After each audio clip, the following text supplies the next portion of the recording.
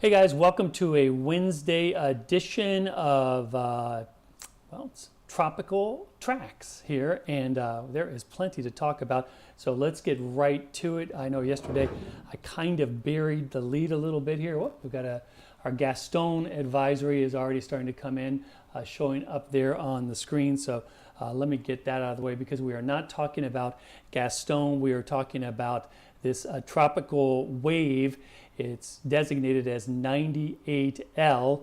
That's before a system gets a number when it becomes a tropical depression or named tropical storm. They are given a number in the 90s, between 90 and 99.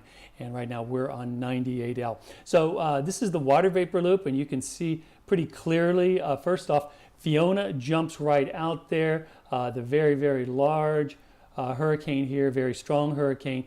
And you can see it indirectly has an influence on our wave that we're tracking down here.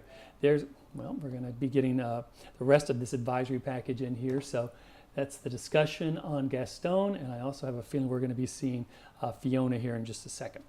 But mainly what we're talking about here is 98L, which is down here, and you can see the outflow from Fiona is spilling towards it. So it's undergoing shear right now. It probably will be undergoing some of this shear for the next day or two. It's also very, very close to land down here, and because it's so close to land, I think what we're going to see also is kind of limited development, at least for a day or so here. Now, I know the models have been very, very aggressive on starting this quickly and getting it going quickly, but in the 22, 25, going on 26 years now that I've been doing tropical meteorology, it doesn't look like it's going to get going that quickly. Now, I could be wrong, but number one, it's got this shear over it. So let's talk about the shear here. I'll get off my screen there. This is what happens when I use a different browser today, right? So let me go back here and go back there, and then we'll talk about the shear. Well, maybe we're not going to be able to talk about the shear. Well, we can talk about the shear on this screen anyway. So there's the system down there coming into Trinidad and Tobago and the extreme northern coast of Venezuela there. There is the shear. It's also very close to land here, and because it's so close to land, that would be a limiting factor in terms of potential development. So kind of what I've seen here on systems that are hugging land there and also have this shear on them is that they tend to move to the west or west-northwest into the Caribbean as a sharp but an open wave. So when I say an open wave, what I mean is that the winds are kind of going like in one direction and then sharply another direction. So we don't have that closed circulation. We have this one direction, like from the south, and then sharply turning to from the north across the wave axis, the axis of the wave. And sometimes what happens is, and this may not be the case because Fiona has kind of taken a dent out of the pressure, the higher pressure to the north there, but sometimes there's higher pressure to the north up here, and as the wave's coming across here, the difference between that higher pressure and the wave becomes very strong, and we get very strong winds on the north side of the wave. Even though it's not a tropical storm, we can get tropical storm type winds. I don't think that's going to be the case because of Fiona here kind of reducing any impacts of high pressure there. So I wouldn't be surprised if we go forward into time here over the next few days and we've got this tropical wave that we're watching, and it looks like it's going to develop, but it just doesn't quite become a tropical depression. So that's kind of one of the factors. Now, the problem with that is that if there's no watches or warnings for a potential tropical cyclone advisory, and that's the advisory that's issued when we don't have that closed feature at the surface, when we don't have a tropical depression or a tropical storm, the potential tropical cyclone, we need some type of advisory to see the cone, because that's usually what gets people going, especially people who are kind of new to tropical systems and hurricanes like that. So I guess my takeaway here is that this may not get advisories on it for a day or so, but that does not change our game plan in terms of how we are going to need to start preparing, because maybe by the time that advisories start, the cone is already on us or close to us or something like that, or pointed our way. All of those things tend to trigger a societal response. And so a lot of what I'm going to be talking about today is not so much the meteorology, but preparing for the societal response. And what do I mean by that? I mean everybody's somehow getting this signal because their neighbors are talking about it, their family's talking about it, they're seeing it in the media. Uh-oh, I need to start getting ready. and people going to the grocery stores, and then people getting in the gas lines, and all of this. Whether or not the storm comes here, and a lot of folks will say, Greg, it's not even coming here, so why are you kind of hyping it up here? What I am trying to stress here is that you want to be ahead of the societal curve. You want to be ahead of the societal response. You don't want to spend hours in lines at the grocery store or the gas station. What you're going to get from the grocery store is just enough to get you on the other side if we lose power, if we can't get out of our house for a few days, things like that. You don't need to get everything. You don't need to hoard anything. Remember, you're just trying to get on the other side of when things start to open up again, if something were to come this way. And if it doesn't come this way, guess what? You're going to use those supplies anyway. You're going to use the gas in your car. You're going to use whatever. Now, I posted on Twitter a little while ago pictures from a local Costco in South Florida, and people are buying water. And these are the people, they don't say much, they start to read kind of the tea leaves or the weather maps, and they say, you know what, I don't want to be in a big line doing this, so I'm going to get that taken care of already. My thing about water is you can fill up from your tap. Of course, it's plentiful and easy to drink. That's my number one recommendation. Get a big container, fill it up. You want a gallon per person in your family for 5 days. So in other words, 5 gallons per person. I, a while ago, bought one of those big 5-gallon water jugs and just held on to it, and I wash it out and fill it up every time there's a threat. I do also, and that, by the way, that is Fiona right there, is advisory coming in, and we'll see probably the discussion here in a second. I do also get bottled water. Why do I get bottled water? Because I want to put it in the freezer and freeze it, because if I lose power, I can use that to help keep the freezer cold. And sometimes what I do, and I'm going to make a video on this as well, because my video, while it's about the meteorology, it's also about the preparation. You take the bottled water and you put it in a cooler that you put next to your freezer. Power goes out, first thing I'm doing is I'm taking the bottled water out of the freezer and I'm moving things out of the refrigerator into that cooler so that I don't have to open the fridge or freezer again. That's it. I'm just gonna eat out of the cooler for a while. So we're gonna go over more on this stuff, but these are some of the things we start thinking about now. Are we doing that? Nope. I've got frozen water bottles in my freezer already, and I usually keep some on tap there for handy. So let's move forward here, and hopefully I'm not going to get those crazy drop downs again. So that's the closer up loop, the visible loop there on our disturbance. And you can see it just doesn't look that organized, and it's almost surprising to see how aggressive the models are. I mean, if you look really, really carefully, you might be able to make out kind of a bit of a swirl there. There's the islands, the Windward Islands there, Trinidad and Tobago down here. But there's kind of a gradual swirl there, but it's nothing tight and it's nothing terribly organized either. So, you know, it is what it is in terms of what the models are saying. And so that's why one of the reasons I think that it's going to be slow to develop. But here it is, the models. I mean, they are all kind of in fair agreement here from our starting point in the extreme southeast Caribbean, and then kind of a west-northwest motion here. That's through 48 hours. So today is Wednesday, so there's the Thursday time frame, there's the Friday time frame, and then here's the 72 hours, there's the Saturday time frame. Of course, everybody in Jamaica will be watching it closely, and once again, as I was mentioning, there is the discussion on Fiona. And then if advisories, once they get started on this, of course, we will watch very closely and we'll read them and talk about them in great detail. But this video is not about Fiona. This video is not about Gaston or anything else out there. We're focusing on this disturbance, Invest 98. So that's the, so here we are again. There's Thursday, there's Friday, there's Saturday, and then in the 96-hour time frame here, there's Sunday. You can see the spread starting to open up there. So folks in Jamaica are going to want to be kind of preparing for any effects from this if it gets a bit stronger and if it goes a little bit more to the north there. So once again, today's Wednesday, Thursday, Friday. So the closest approach would probably be in the Saturday night time frame there. So that's one of the things we'll be watching there. And of course, that popped up again. So then in the Sunday time frame, we're over here. Now, once again, there's a big spread here. There's some in the Yucatan. There's some here as far as Pinar del Rio province in far western Cuba. And then there's some right there in the Yucatan Channel as well. So these are all things. And the cone, if it was started on right now, it would probably look something like that, like a big outline of all those models moving on to the northwest there. So what we need to do, and by the way, here's the intensity models, which are pretty, thankfully, conservative down here, kind of on the low end. That's through 72 hours. So that's that closest approach to Jamaica, 72 to 96. But then the models start to trend up. And I think this is when we start getting away from the shear. We're over warm water. We're in a more favorable environment. And this seems reasonable, a very, very slow development intensification phase, and then a more quick development and intensification phase after that. Here is kind of the bigger spread here. This is, I believe, through 240 hours. So this is 10 days. And if we did a 10-day cone, this is kind of what it would look like here. Now, there's been some talk, and because I've talked a lot on Twitter about what we call the mean.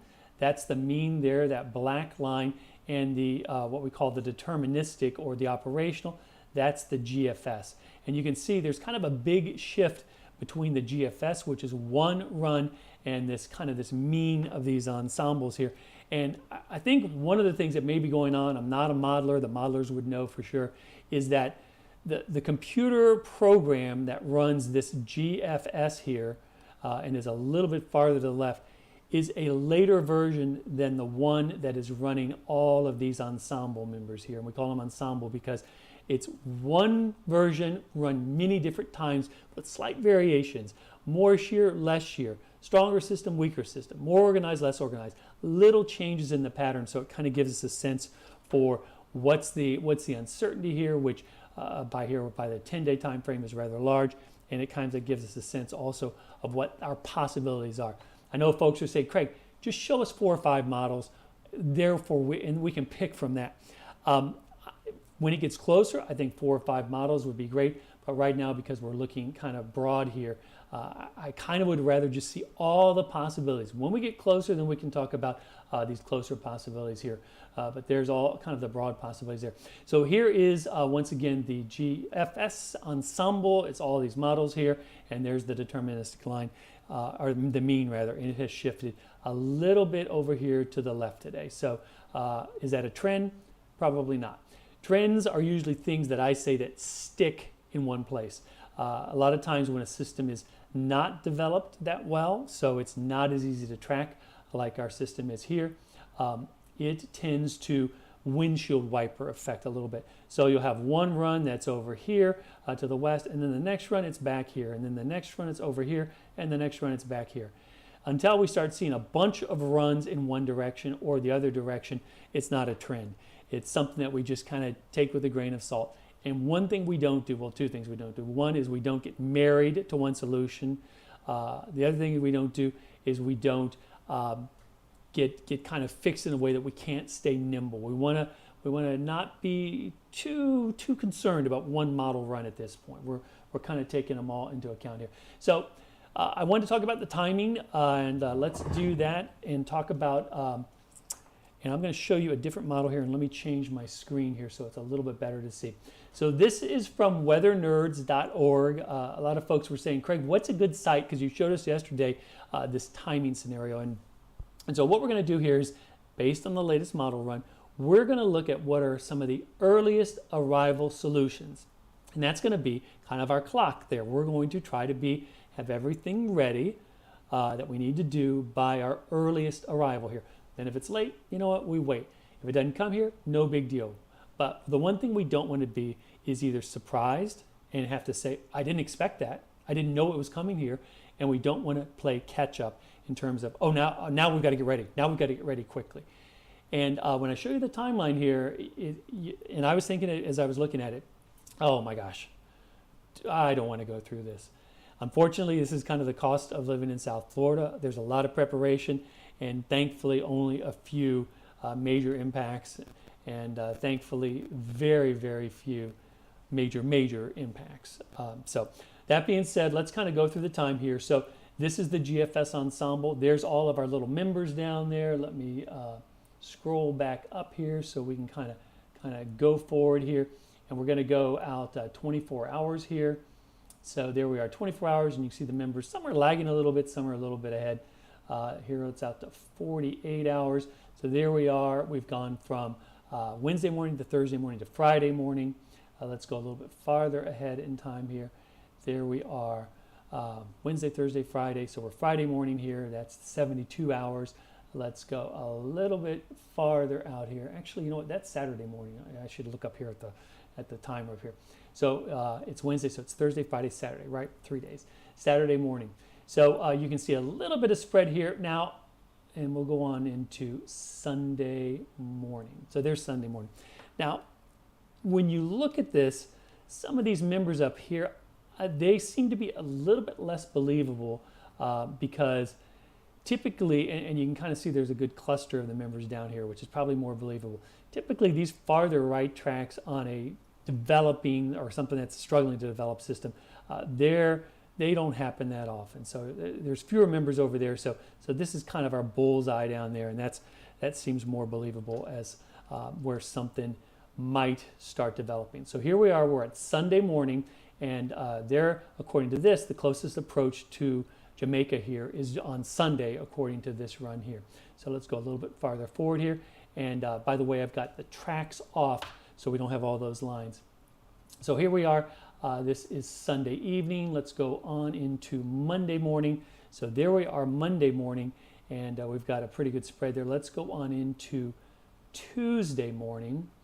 So there we are, Tuesday morning right there. And this looks a little bit slower than its previous run, just off the top of my head. We've got a few of these, what we might call outliers over there, a few over there. Kind of our group is down here. Still nothing real close to South Florida, so we're not in kind of our start the clock time frame yet. So that's Tuesday morning. Let's go on into Wednesday morning. And so now we're at 7-day time frame here, Wednesday morning. So now we've got some members that are into South Florida here. And even if I back up a little bit, we can see that those members kind of got into South Florida. That is Tuesday evening. So we talked about this yesterday. We kind of thought Tuesday evening, Wednesday time frame, Wednesday morning time frame of the closest members getting into South Florida. So based on this run and these ensemble members, you would say probably we should be ready by Wednesday morning. Although the bulk of the members and the probably more likely scenario is not close to South Florida yet. But once again, we want to be ahead of the curve. We don't want to be behind the curve.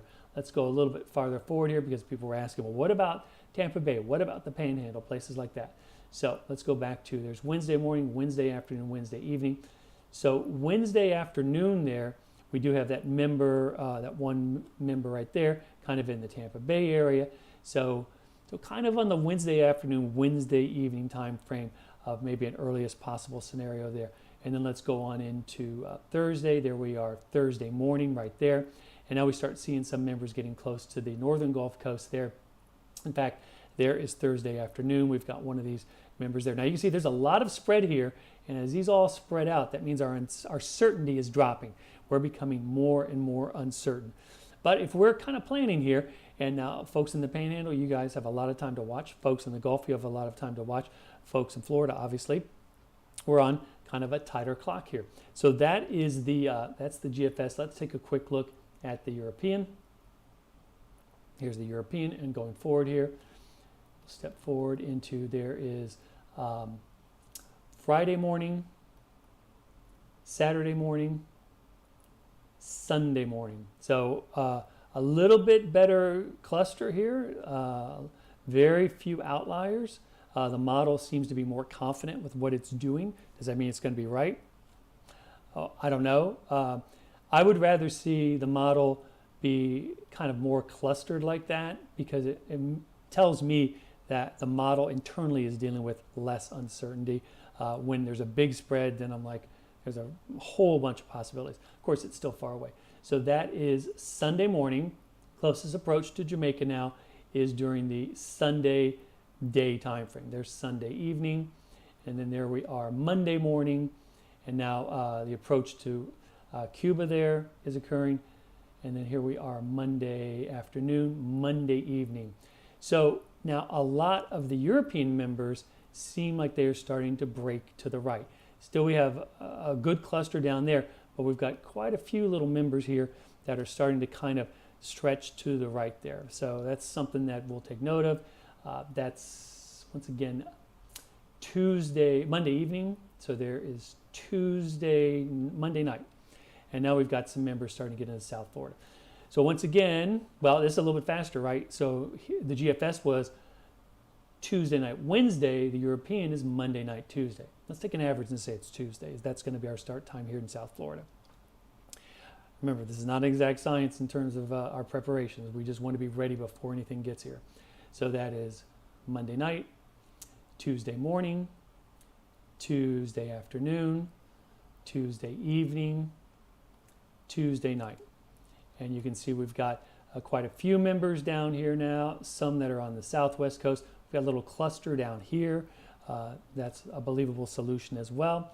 So that, once again, is Tuesday night. There is Wednesday morning. So now we've got some pretty good members here in the Tampa Bay area, approaching the Tampa Bay area. So based on this model, this run, we would say that Wednesday morning we'd want to be prepared in the Tampa Bay area. Here we are Wednesday evening, Wednesday overnight, Thursday morning, and we've got some members approaching the northern Gulf Coast there.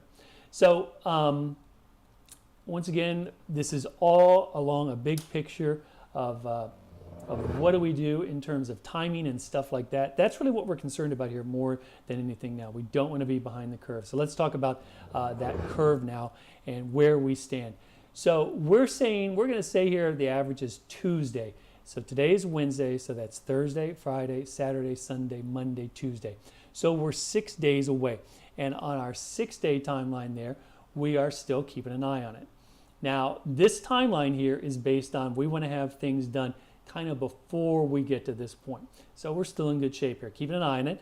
Folks starting to get some supplies, topping off their hurricane supplies and stuff like that. That's all good. So tomorrow, and this is when I was looking at this, I was thinking, oh, wow.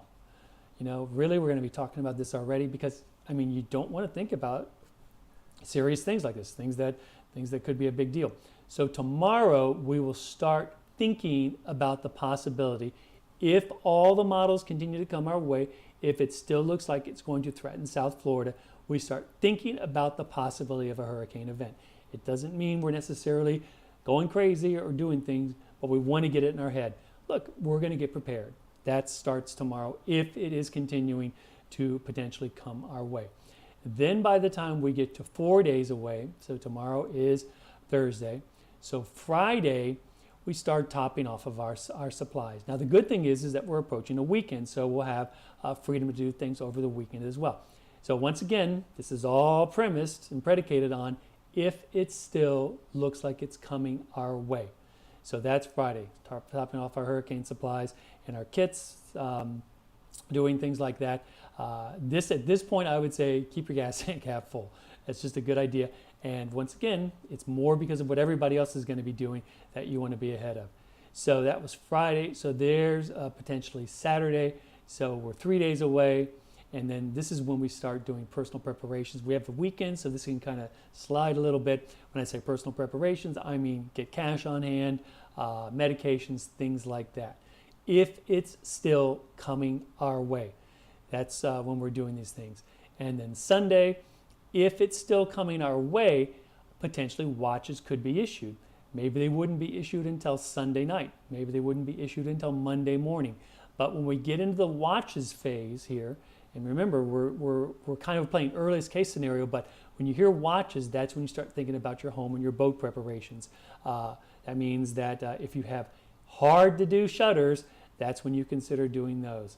If you have other things like yard cleanup and things like that, that's when you start doing that. In fact, this weekend, I'm going to be taking care of some outside stuff just so I don't have to deal with it if I have to deal with it next week.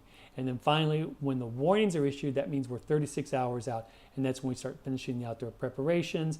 And then when we're 24 hours out, 1 day out, earliest would be Monday, but probably more likely in a Tuesday time frame. If it's still coming our way, that's when we finish the indoor preparations. Sheltering in place, of course, comes when the storm really gets here. So So that's kind of an overview of our timeline there. Remember, the main thing that you want to do here is just be ahead of everybody else. You don't want to be in lines or things like that. I'm kind of going along with my advice here, and I'm making gradual preparations and gradually getting ready. Hopefully, I will just say, oh, well, didn't have to worry about that, but certainly something we don't want to be behind the curve on. All right, we'll have another tropical tracks for tomorrow, and I'll be keeping everybody updated as to what's going on Twitter.